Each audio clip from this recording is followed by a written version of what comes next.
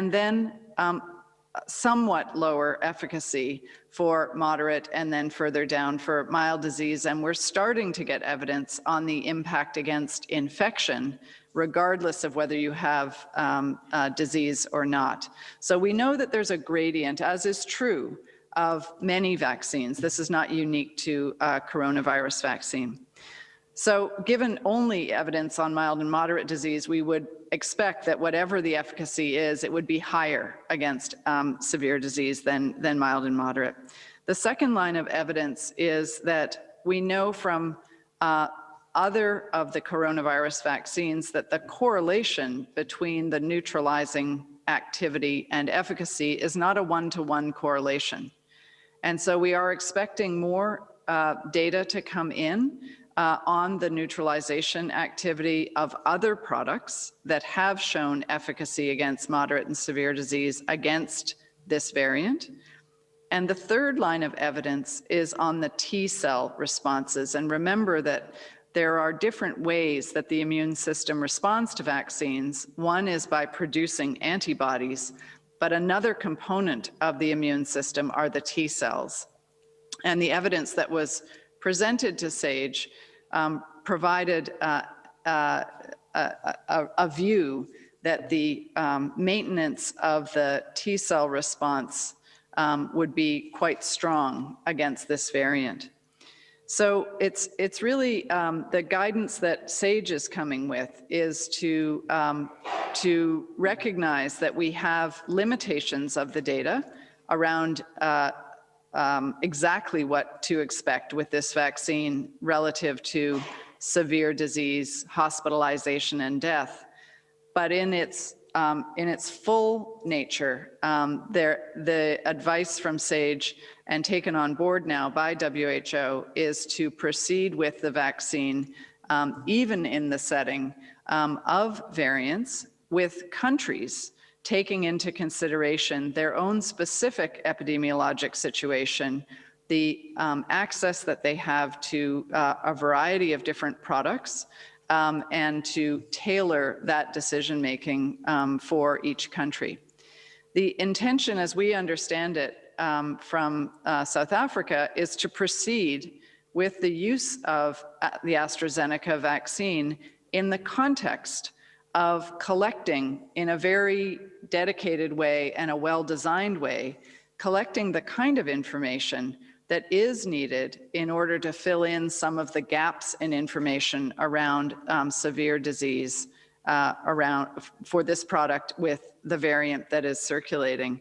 And we will be doing everything possible to support South Africa in any way we can around the design of the evaluations of the vaccine.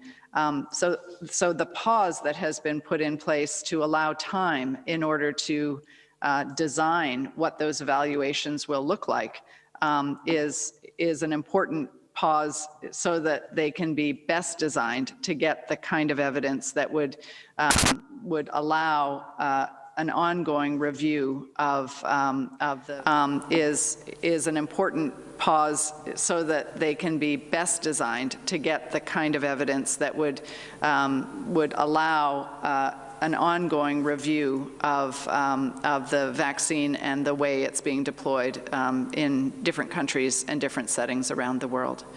So that's the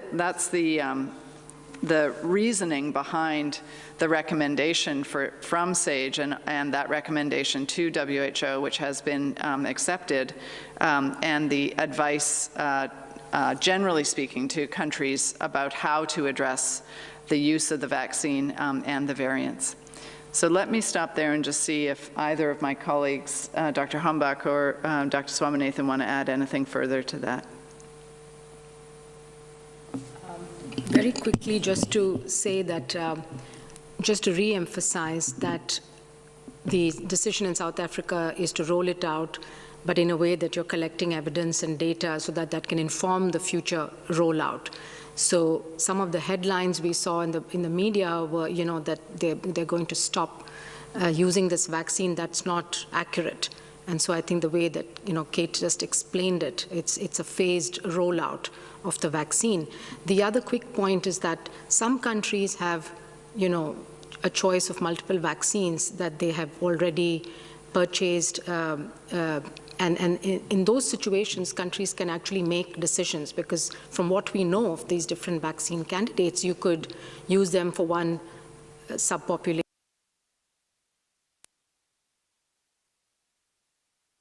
Introduce a vaccine, and this vaccine may be the first one. It's certainly the benefits, will far outweigh the risks. And the last point I want to make is that the detection of the variant in a country does not mean that that is the predominant circulating strain. So unless there is good genomic data from a country, South Africa has a significant amount of genomic surveillance. So they've been able to track over time the displacement of the previous variant with the new variant, the 501V2, and which now constitutes 90% of circulating strains. But in many other countries, the situation may be that with very limited sequencing, we've been able to detect this variant, but we don't know the spread. And therefore, we have to be very cautious in making decisions based on very limited data. And I think one of the messages clearly is the need for improving genomic surveillance and initiatives like the African Pathogen Disease Initiative that the Africa CDC and Africa WHO are doing jointly to expand genomic surveillance across the continent is going to be very important in the coming days. Thank you, Dr. O'Brien. Thank you, Dr. Swaminathan. I would like now to invite Christian Ulrich from German news agency DPA to ask the next question. Christian, you have the floor. Thank you, Fadela. This is also a question on AstraZeneca. Are you not afraid that people who will be vaccinated with this vaccine that might not be as efficient as others, that they would feel a false sense of security and let down all the other measures and might, in that case, make the situation worse than it is at the moment? Thank you. Dr. O'Brien. This is an extremely important point, not only for any particular vaccine, but for the entirety of the vaccine program that is rolling out worldwide in countries everywhere around the world. The issue of whether or not a person who has been vaccinated can take their foot off the pedal and stop using a mask, stop all the other interventions that we've been communicating for the whole of the pandemic, hand washing, now physical distancing, avoiding congregating in large groups of people. Those interventions need to continue for individuals who have been vaccinated and for communities of people as the vaccine is rolling out. And the reason for that is several-fold. The first is that we have evidence on whether or not these vaccines and the magnitude of how much they protect against disease. That is what the efficacy trials were designed to do, and these are the efficacy results that have been so widely communicated and I think are being well understood by people in countries around the world. What we don't know about these vaccines is the degree to which they protect against becoming infected. And as we all know, you can be infected and have no symptoms. Either you're before the development of your symptoms, or in some people, they become infected and don't develop symptoms at all. And yet any of those people can transmit the infection to somebody else. So until we have the evidence from the studies, and they were designed into the studies, but we don't have the results of those data yet, we are recommending very strongly that people maintain all other interventions, masking, hand washing, avoidance of a lot of contact with other people. Because for several reasons. First of all, no vaccine is 100% protective in 100% of people who receive the vaccine. We've seen that the efficacy results are very strong, especially for hospitalization and death, but none of them are 100% effective against all elements of disease. So even if you are vaccinated, you still have some risk of developing disease, even if it may be of a more mild form. And you certainly are at risk of still becoming infected, whether you know it or not, and transmitting it to somebody else. So for these reasons, not for any particular vaccine, but frankly for all of the vaccines that now have evidence around their efficacy, being vaccinated is not a reason to stop doing all of those things. In fact, it's ever more important that everybody is undertaking the interventions with ever greater intensity. And the reason I say that is as we roll out these vaccines, they can only be effective to the degree that, that the viruses that are circulating are going to be sort of knocked down by the vaccines. The more the viruses circulate, the more transmission there is, the more chance there is that there's a variant that actually develops that starts to have less impact by the vaccines. So now is the time to actually intensify all of the interventions that we have while the vaccines are rolling out to assure that these amazing products that we have now, the scientific achievements, actually can deliver the impact that they were designed to deliver. Thank you. I had just one sentence, and that is that if you're a healthcare worker in a country and the country is rolling out a vaccine, please take it. Don't compare and wait for something better to come along. A vaccine now is much better than waiting for something potentially that may come down the road after 6 months or a year. So anything that's being approved by WHO, that's being distributed by Kovacs, that's available in the country, or that's approved by regulatory agency, you know, and being made available, please do take it. Thank you. I would like now to invite Catherine Fioncon-Bokonga to ask the next question. Catherine, can you hear me? Yes, thank you, Fadela. Good afternoon to all of you. My question is regarding the surveillance and the collecting of the data. Is there a mechanism? Because Dr. Soumya Swaminathan spoke about it as her colleagues. Thank you. Thank you. Yeah. Thank you. That's such an important question. You know, this is the first pandemic where I think we've had so much information on the virus and on immunity and on the science. I don't think there's any other virus that's been so well studied by so many scientific groups around the world. One of the really remarkable things have been the availability of genomic sequence data on this virus. Starting from the very beginning, on the 10th of January, we received the first genome sequences from Chinese scientists, which told us that this is a new virus closely related to SARS-CoV-1, but a completely new virus, and it was then later on named SARS-CoV-2. And now we have almost 500,000 whole genome sequences in public databases like GISAID, like GenBank, and there are thousands of scientists working around the world collaboratively to analyze these data. So from the beginning, we've been watching this virus, and we've learned, all viruses mutate or change, especially RNA viruses. Now, this particular virus actually has been changing or mutating much slower than other viruses like HIV, like flu. So in a way, that's been reassuring. We were tracking these changes right from the beginning. There was a mutation that appeared in February, March, the D614G, that quickly became predominant across the world, and there were early reports that it's much more transmissible. So this is a natural evolution of viruses, so we are not surprised. What is recently has been of concern, of course, is that some of these mutations in the spike protein are actually acting to prevent antibodies from binding as effectively to the virus. So the virus is able to get around the antibody and still go and bind to the cell receptor. But the scientists are tracking this, and they're finding ways of how we could change the vaccines as well as monoclonal antibodies and treatments. So we have, for the genome sequences, we have public databases, we have a very good system. I mentioned the virus evolution working group that WHO had set up in June last year. That's been, tracking this, and we work with all our partners. We work with CEPI, we work with this network of labs.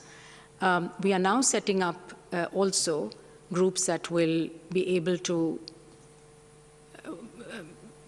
periodically provide some guidance on the need for changes in the vaccine strain, similar to what we do for influenza. We have twice a year the advisory committee that informs which strain of flu should go into the vaccines for the following year. So maybe a similar mechanism is going to be needed for COVID-19, and we're already setting that up. In terms of data on other parameters, like the safety of vaccines, the efficacy, the effectiveness of vaccines, and the impact that the vaccines have in countries as they are rolled out, this is very important also, to do well-designed studies which can then also be fed up so that there's a platform and a database that's collecting all this data. So we have a meeting tomorrow that's going to discuss the various methods that countries should use to collect data, both from, going all the way from randomized trials of testing different vaccines in combination, or looking at different durations between the first and second dose, or looking at one dose versus, a delayed booster. There are different designs, and then observational cohort studies, as is happening in countries like Israel and the UK. We're learning as vaccines are being rolled out, and the impact on hospitalizations, the impact on transmission, as well as on the safety side. We're going to develop a platform that will collect active monitoring of people who are getting the vaccine, so that we keep learning about the safety as well. So it's important to have all of these data sets. It's a lot of data and a lot of work to set up these platforms, but the WHO is working with groups around the world to do this. If you want to add anything to that, Kate? Yeah, maybe just to add some very few words. I mean, you have noted, obviously, that the recommendations are called interim recommendations, and this is actually reflecting the fact that we are, of course, expecting that more data are coming in. In relation to the AstraZeneca vaccine, there is actually a large clinical trial still being conducted in the United States.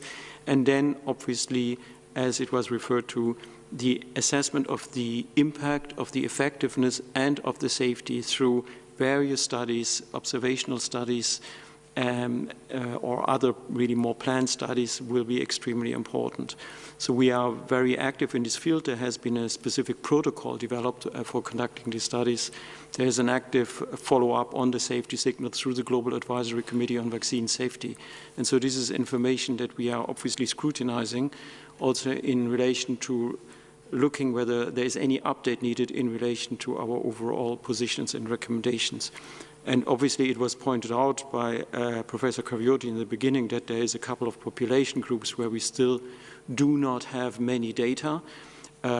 Pregnancy was mentioned, but there is a couple of other groups, HIV-infected individuals. So also these are data that we are expecting to obtain through the rollout and through observational or small dedicated studies. Thank you. I would like now to invite a reporter from Politico, Carlo Maretuccelli. I hope I pronounce well your name. Carlo, you have the floor. Yes, hello, Carlo from Politico here. Thank you for taking my question. I had a question just regarding the recommendation for the over 65 age group. It was mentioned by Dr. Cravioto that this was based on a wide confidence interval. I just wanted to know if you could explain what was meant by that. And then I also had a second question, which regarded when we might expect a formal emergency use listing. Thank you very much. Dr. Cravioto, do you want to take these questions?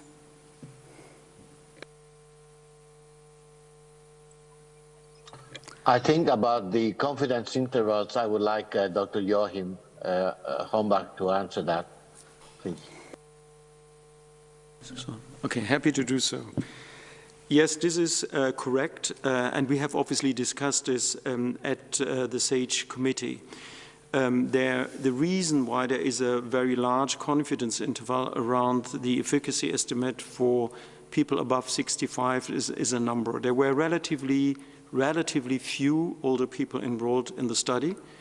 They were enrolled also at a later point in time, so less data have accrued. And it was also observed that apparently the people in this age group did a big effort to shield themselves from COVID, so the attack rate in this age group was also relatively low. All this resulted then in relatively small numbers and then a wide confidence interval. There were a few other aspects that we looked at in relation to the above 65 years of age. Another thing, and it was mentioned by Dr. Cravioto, is that the efficacy of the vaccine is higher when the second dose is administered later. The administration of the second dose for the people above 65 was, however, in a relatively narrow time window of 4 to 8 weeks. And so this is also something that needed to be taken into consideration. So you would expect actually to see a higher efficacy if you administer the vaccine according to our more recommended schedule, which is 8 to 12 weeks between the two doses. So these are all factors that have been that explain that the vaccine efficacy estimate for older people in the data that we have available is relatively modest and not very precise. However, we have also looked at additional data, in particularly on the immunogenicity, and both antibodies as well as cell-mediated immunity. And what you could see here is actually that the immune response in people above 65 is almost the same as in younger people. And this makes us very confident that this is a vaccine that is actually protective and well protective in people above 65 years of age. Dr. O'Brien? Just one other point to add to the excellent response from Joachim. In addition to the evidence that we saw on the performance of the AZ vaccine in those over 65 years of age, SAGE also considered modeling data. And modeling data revealed that even when the efficacy drops down, a hypothetical efficacy drops down to as low as 10% efficacy, it's still the right thing to do to immunize older adults with a low efficacy vaccine because of the high risk of severe disease and mortality in that age group. So the evidence shows that the efficacy in older people, as was explained by Joachim, we see very strong immunogenicity, very comparable to younger adults. The efficacy estimate itself is a strong efficacy estimate, but with this uncertainty bound that does cross zero. But even if the efficacy were substantially lower than even what was measured, it's still the right thing to do to go ahead and vaccinate older adults using a product like this. And then I just wanted to address the emergency use listing question. I'm sure you understand that this is a product that is actually being manufactured in a number of different locations around the world. Those are referred to as nodes. The product that is being primarily managed by AstraZeneca, and then a product that is being managed by the Serum Institute of India. So those are two separate EUL processes. And both of them are in their last stages of evaluation, and decisions, meetings will be held on February 12th and 15th to consider each of these. And so we expect a decision to come out in mid-February on each of the the AstraZeneca managed product and then the SII manufactured product. Thank you. I would like now to invite Brazilian journalist Ana Pinto from Folha de Sao Paulo to ask the next question. Ana, can you hear me? Sure. Hi, thank you. My question is about the P1 variant. I understand that there is no data on the impact of the AZ vaccine on the P1 variant, the ones covered in Brazil, right? But I would like to ask that, given the fact that this P1 variant has the same mutation of concern, the E484K, which is related to the ability of the virus to escape the antibodies.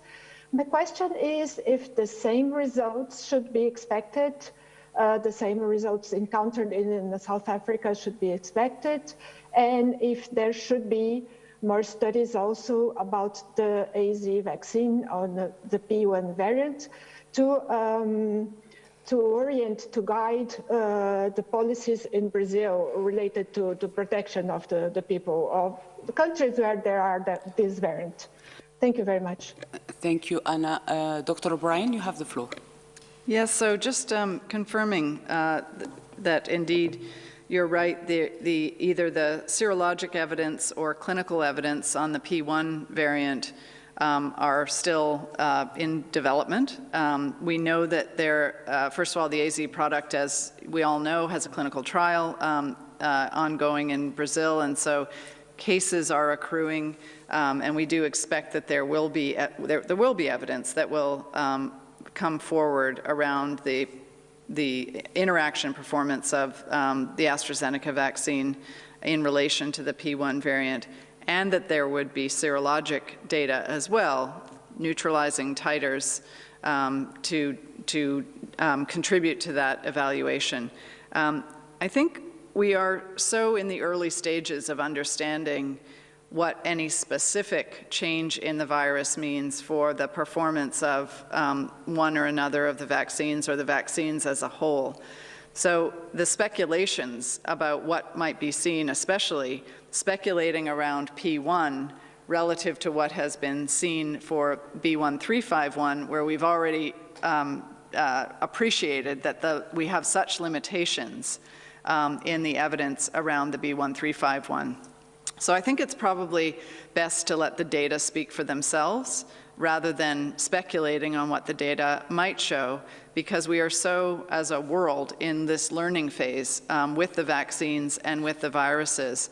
But we do need to be prepared for doing comparisons, undertaking surveillance so that we have a clear understanding of what the viruses the variants of the viruses are doing and how far and wide they are transmitting. And some of these variants may result in the virus being less fit. So it's not always that a variant actually is to the advantage of the virus. Some of the variants actually are either neutral for the virus or make a virus less able to cause infections in people. So we're in early days on P1 and its relationship to each of the vaccines that has demonstrated efficacy at this point. Thank you. Let's move now to India. I would like to invite Ashwin Bharsingh from Observer Times to ask the next question. You have the floor. Thank you for consideration. As it is report that the highest mortality rate of the COVID-19 disease occurred due to cytokine storms. My question is, what reports WHO have for over-response of immune system called cytokine storms in COVID-19 patients? Is this considered in AstraZeneca AZ-1222 vaccine approval for emergency sanction around the globe?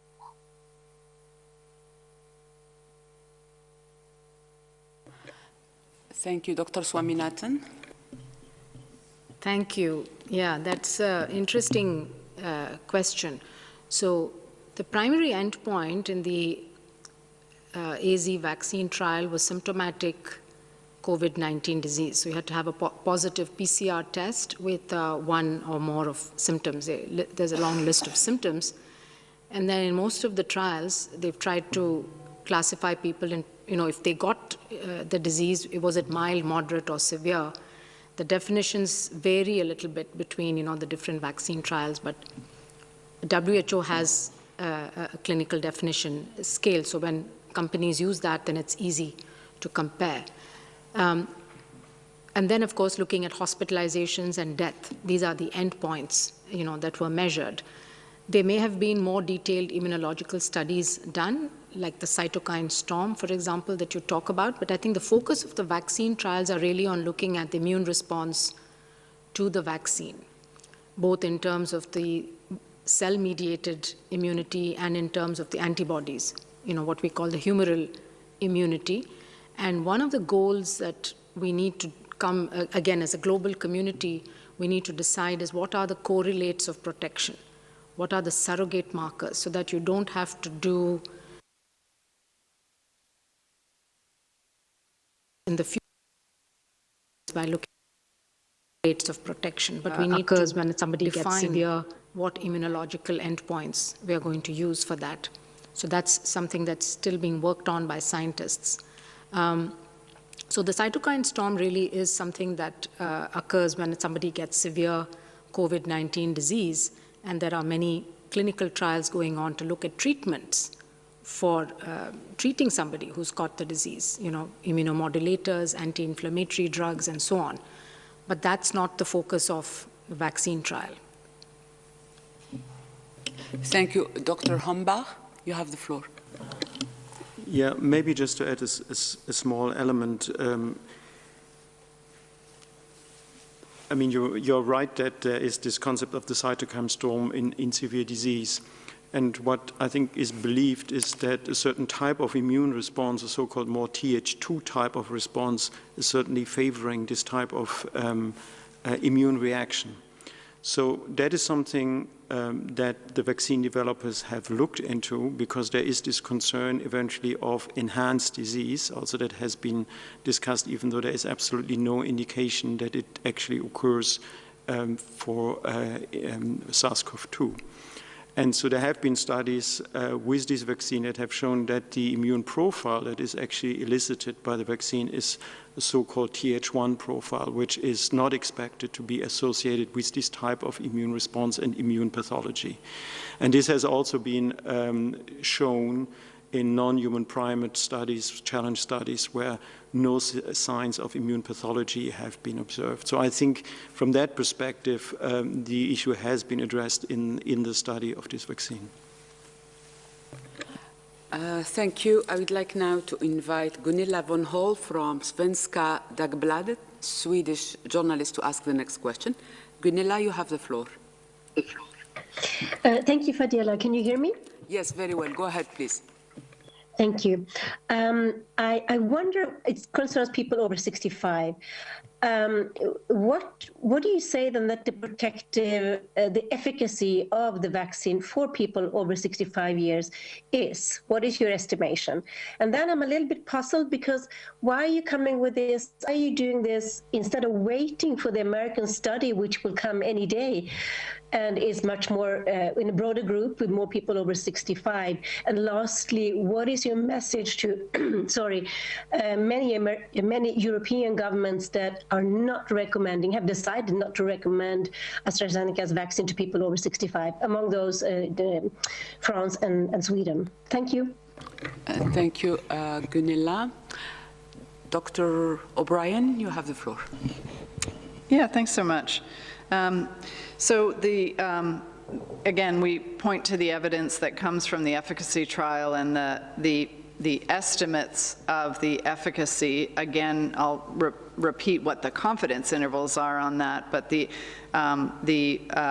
estimate of efficacy, depending on whether it's looked at after 1 dose or after 2 doses, is in the range of 52% to about 56%. And the confidence intervals on that go up to as high as 85%. And I mentioned, I think Dr. Cravioto mentioned already, and so did Dr. Hombach, that the lower bound of the confidence interval goes below 0. So those are the efficacy trial results. They, first of all, doses were not administered in the extended interval strategy, which we also have evidence shows that with a longer interval between the 2 doses, you get better efficacy. And then the second point is that evidence is accruing from the UK as the vaccine has been rolled out. There are additional cases that are occurring, and we are expecting soon to have some effectiveness estimates among older people. The question was, why aren't we waiting? Why don't we just wait? Why don't we constrain the use of the vaccine to those under 65? And there are a couple reasons that I'll just emphasize again. The first is that even at these values, so we have strong confidence from the comparability of the immunogenicity data that there's no reason to expect that efficacy is substantially compromised in older people. The second is that we do have efficacy estimates that confirm that there is significant efficacy for those over 65. The third point is that the additional evidence we certainly are going to look at, but there is urgency to provide recommendations now, at the present time, when these vaccines are available at hand and ready to be rolled out in a large number of countries, and countries are relying on our best advice of how to use vaccines. Now, some countries may have a choice of products to use and may choose to use different products in different ways, either because of operational characteristics. Some vaccines that require ultra-cold chain, like the Pfizer vaccine, may be difficult to deploy in some settings. With multiple vaccines in a program, there may be the choice to preferentially use one or another for different uses. But there's no reason, especially because the over 65s are at the very highest risk of severe disease and death, that a product that has significant efficacy, it should go ahead and be used. That is the priority group, and so there's no reason to constrain the AZ product from a general recommendation in the view of SAGE and adopted by WHO for an age criteria, while we're also learning and accruing more evidence. The US trial, the multi-center trial, we're waiting with great anticipation. Our understanding is that those results are not expected for at least until into March. And so it's not possible, given the evidence that we have at hand now, the SAGE assessed that the preponderance of evidence weighed in favor of the age criteria for its use. Thank you. If I may add, Kate. Please, yes, Alejandro, please yes, go ahead. I think one of the considerations that SAGE is making is the need to stop severe disease and mainly people dying, and withholding a recommendation for a number of weeks, waiting for more information when we have enough to make a recommendation, I think would not be appropriate. We have thousands of people dying from the infection in many countries of the world daily. And I think anything we can do to use a product that might reduce that is totally justified, even if the information is not as complete as we would like. Thank you. Thank you, Dr. Cravioto. I would like now to invite Jamie Keaton from Associated Press to ask the next question. Jamie, you have the floor.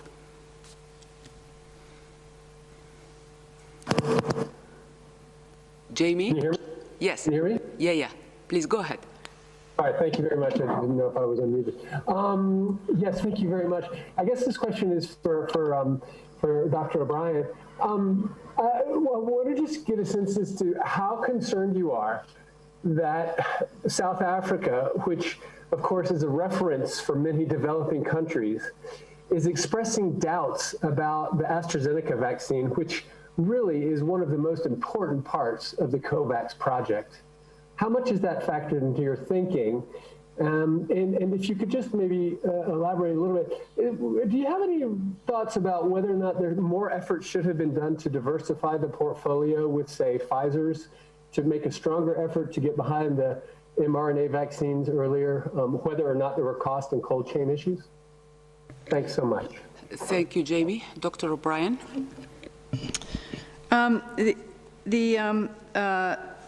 I think probably the first thing to say is we're in a very dynamic situation right now, and we will all be making adjustments to any recommendations as evidence continues to accrue.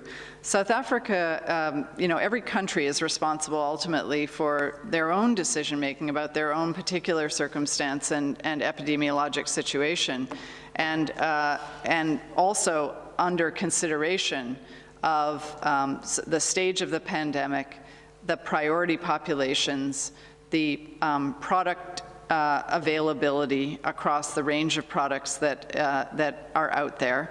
And so I think it's not appropriate really to take a kind of global view about the recommendations for countries to consider and then apply specific countries' decision-making. As we described, we're in really close conversations with South Africa. They are going to be using the AZ product and taking this pause to be able to assess exactly how to best design an evaluation so that more information can be added to this puzzle that is an incomplete puzzle at this point. There are a large number of doses of the AZ product and other products in the Kovacs facility. It is a diversified portfolio, and it is increasingly becoming diversified. Part of the issue around the portfolio vaccines for any country's bilateral arrangements or Kovacs or any other regional portfolio, it's not just what's in the portfolio, it's also about when the doses come. And so we do have, for instance, the new J&J results, the new Novavax results, but those products are not yet authorized, and the timing of their availability from a supply perspective, they're not all evenly distributed over time for access for any country. So we really have to work with what we have at hand now in the portfolio, in the toolbox, available to countries, and make our best recommendation on the evidence that is available about how to best use those tools. And we have fantastic tools. This new evidence is important, but it's really inconclusive.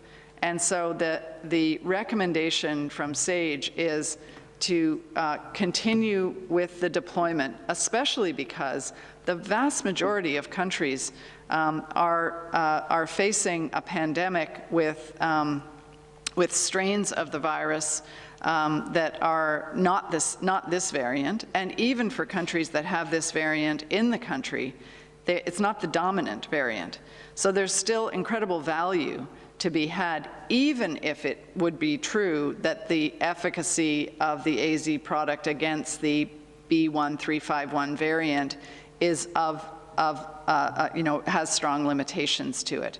But we don't know that. We don't know whether or not what that efficacy is against severe disease for the B.1.351.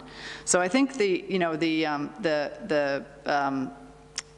diversification of the portfolio is an important question, and it has a diversified portfolio base. The mRNA vaccines, the decision-making around having the mRNA vaccines is also a portfolio management issue around the price point. Obviously, price determines how many doses can be procured. There are trade-offs there. The ultra-cold chain and the ability of countries to want that vaccine or to be able to handle that vaccine in a broad rollout. As you know, now we're deploying that vaccine imminently, countries have been announced that will be getting that vaccine in the first wave. And those doses will likely be very constrained to use in capital cities where that ultra-cold chain can largely be managed. So there are these trade-offs, and that results in numbers of doses, type of product in the Kovacs facility. Thank you, Dr. O'Brien. I think I will take one or two more questions. I would like to invite Stephanie Nebehe from Reuters to ask the next question. Stephanie, you have the floor.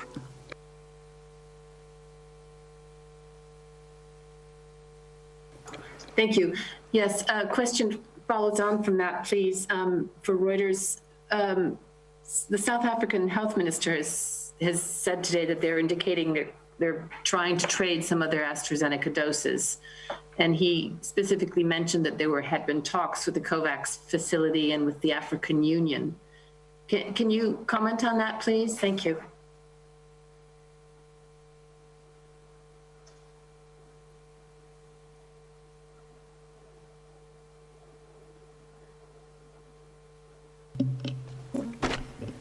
So the Kovacs facility obviously wants to work with countries to make it, do everything possible to facilitate the rollout of vaccination. Countries can express preferences for some vaccines over others. They can opt out of vaccines. So I think it's perfectly possible for South Africa to have these discussions with the Kovacs facility. South Africa already has vaccines which they, directly purchased. So the first batch of AstraZeneca vaccine which is available did not go through Kovacs. South Africa is also one of the countries that will receive Pfizer vaccine in the first wave from the Kovacs facility. And then there are subsequently shipments of the AZ vaccine that have been planned. So I think it's possible to discuss this, and we should, as I said, we are open to this the discussion with countries, and as time goes on, there will be not only more volumes but also a broader portfolio of vaccines. We're very soon expecting to get the data from the J&J as well as from the Novavax vaccines, both for policy recommendations and for the emergency use listing. So as the months pass, there's going to be a wider variety of vaccines. But as Kate mentioned, there are trade-offs between these different vaccines. Obviously, the ultra-cold chain requirement for some of them, single dose being an advantage for a number of countries, as well as the efficacy in different age groups or other subpopulations. So I think as time goes on and we learn more, but I think the important thing is that right now it's important to get the vaccines out and the high-risk groups getting the vaccines so they're protected. As Dr. Cravioto said, the pandemic is raging. We need to prevent deaths. We need to protect our health workforce, protect the health system, so that they can then serve others. So that should be our priority now, using the vaccines that we have. And then as time goes on, the recommendations will get more refined. And I think the other important message is that we need to learn, and there needs to be a body of evidence that we consider, and we tend to react now to every finding, every study, regardless of, whether it was large enough, whether it was robust enough, whether the evidence was strong enough. This is not just for vaccines, but for treatments as well. We've seen this over the last year, right? We've become euphoric one day, and then we become depressed the next day. So this is where, we have to be a little patient. Let the evidence accumulate till we can make a decision based on the data, and that's exactly what SAGE will do. Thanks. Maybe I can just add a couple of things. I do want to emphasize, both in relation to this question and the previous question from Jamie, is that there are actions by different sort of partners along the chain, and I think we really want to emphasize also the actions of manufacturers, that in order to achieve speed here and achieve access, what is absolutely critical in addition to the things that we've talked about, the data and country decision making, is that manufacturers have responsibilities here as well, and they can help to make this global access easier. And the ways that they can do that, number one is prioritizing the submission of data to WHO for emergency use listing. We are unable to move on EUL unless we actually have the data to evaluate. We do expect that manufacturers will make that a priority as some of their, after the submission for the first authorization that allows the marketing of the product, we would really ask that manufacturers make WHO EUL their next stop, and that consultation be happening before they're even, while the data are in development, so that there is a readiness and a preparation to know what will be required and to be able to submit it. And the second is around prioritizing the Kovacs facility for deal making. That this is the only global mechanism that we have for fairly and equitably distributing vaccines, so that we can assure that the highest priority groups in all countries are served, and doing that before serving lower priority populations in a limited number of countries. We've been really going at this message that there are now, we're at over 130 million doses that have been distributed and administered worldwide, and the vast majority of those doses are going to just 10 countries. So the importance of products being considered by the Kovacs facility, getting into the portfolio, if there's an advantage for the portfolio in its diversification and its supply distribution, just cannot be overemphasized. And the willingness of manufacturers to engage in discussions and in negotiations. Discussions, of course, on the EUL side, submitting data for the policy process, which we're talking about here, and for undertaking assessment of deals with the Kovacs facility. Those are things that manufacturers can do to make things go faster, make things go fairer, and make things more accessible. And so I think we're just calling on all actors to do the thing that's in your remit and your ability to assure that as a world we're getting to the impact that these amazing scientific achievements hold promise for. But unless we have solidarity along with science, they're not going to get their maximum impact. Simya. Well, a bit of a late start to the full view here on the SABC News Channel, coming out of that World Health Organization Strategic Advisory Group of experts on immunization, presenting its interim recommendations on the use of AstraZeneca vaccine against COVID-19. Good evening to you. I'm Criselda Lewis. All right, so tonight we're asking you, on the eve, of course, of President Cyril Ramaphosa's State of the Nation address, what are you hoping he will prioritize in his SONA tomorrow? Would love to hear from you. Send us your comments to hashtag